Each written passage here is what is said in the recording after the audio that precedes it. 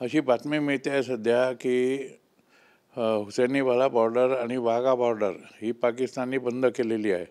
वाघा बॉर्डरवर जो visa desk होता तो काढून घेतलेला आहे, हुसेनीवाला बॉर्डरवरही काढून घेतलेला आहे.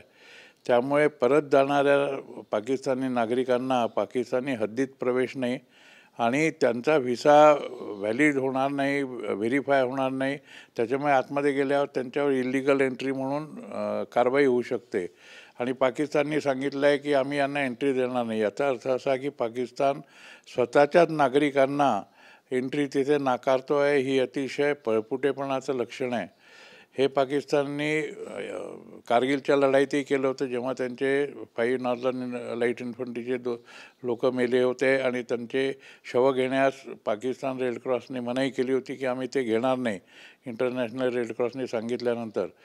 तर त्यांना आम्ही लोकांनी तिथे दफन केलं होतं.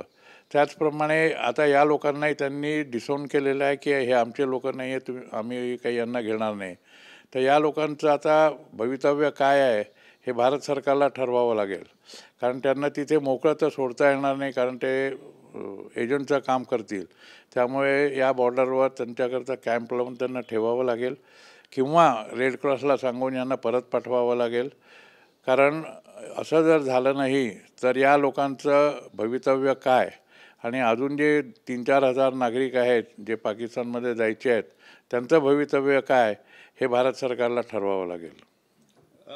सर, दुसरा प्रश्न असा आहे की भारत आणि पाकिस्तानची नेव्ही सराव करताना दिसते आहे कुठेतरी, म्हणजे याचं काय सांग? आपली नेव्ही एक एक्सरसाइज करणार होती जो 5-6 महिन्याआधी प्लॅन झालेला होता. गुजरातच्या मॅक्रॉन कोस्टच्या बाजूला आपला लाईव्ह फायरिंगचा सराव चालू आहे. हा सराव कालपासून सुरू झाला होता. आज सकाळी पाकिस्तान नेव्ही कराची बंदर आणि ग्वादार बंदरावरनं आली आणि आपल्या नेव्हीच्या समोर त्यांनी लाईव्ह फायरिंग चालू केलेली. अर्थात ते जवळपास 20 ते 22 किलोमीटर दूर आहेत आपल्यापासून किंवा त्याच्यापेक्षा कदाचित जास्त असतील.